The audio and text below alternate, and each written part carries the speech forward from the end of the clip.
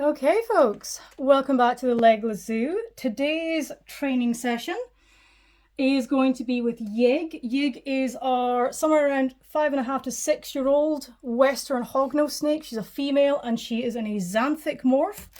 Apologies for the grating noise as this door opens. Unfortunately, there's a lot of sand in the runners, which is obviously not ideal. But somewhat unavoidable with a burrowing snake like a hognose. You can see her there at the back, just behind her Team Rocket hide. I want to bring her over here. So she is due to eat. She also gets a blue target. So first of all, I'm just going to make a little bit of noise. Just to make sure we don't startle her, I want to make sure she's awake. There we go. She is very much awake.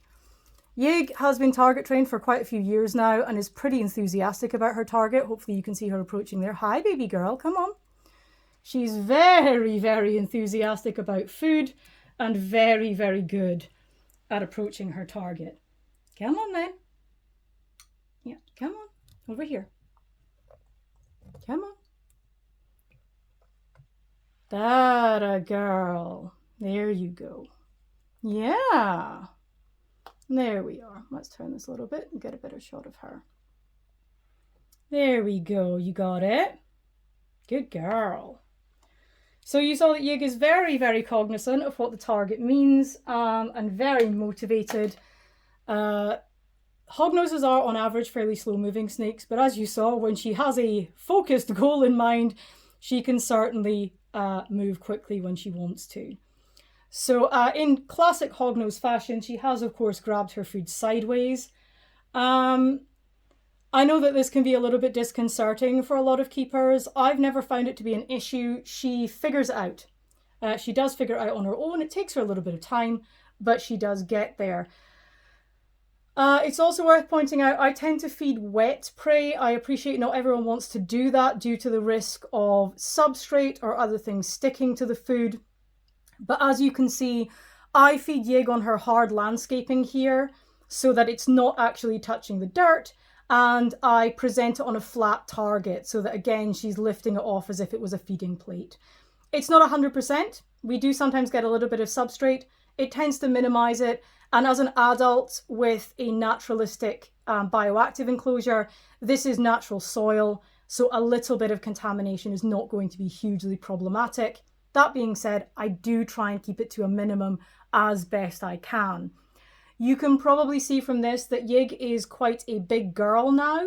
She is about, I think, as long as she is likely to get.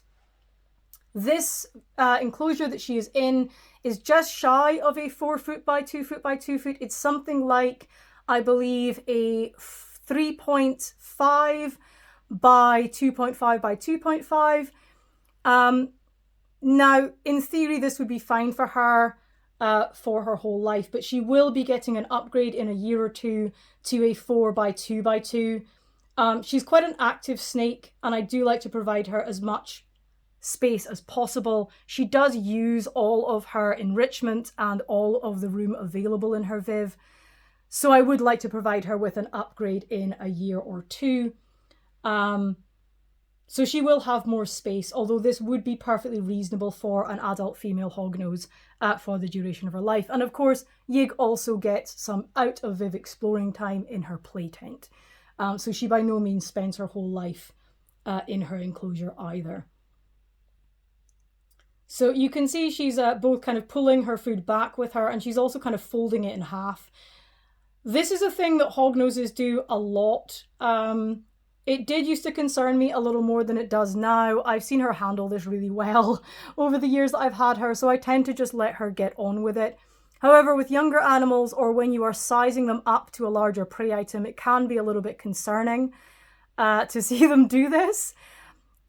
That being said, I tend to size up hognoses quite slowly with food items, so I want to be absolutely sure that they can, for example, manage this, that they can still manage the prey item even if they insist on folding it in half without any real issue. Well done. And as you can see, she's handling that very well. It's worth pointing out that with hognoses, that whilst their neck and their jaw appear to be very kinetic, just as you would expect with other snakes, I've noticed that the upper part of their skull appears to be slightly less kinetic than, for example, Mokosh the rat snake or either of my pythons. So I do tend to be a little bit cautious when sizing up their prey items, just to make sure that I'm not making that too difficult for them. Good girl. Oh, we are enjoying that a great deal. Oh, that's very nice, isn't it? Yeah. So, nice session there from Yig.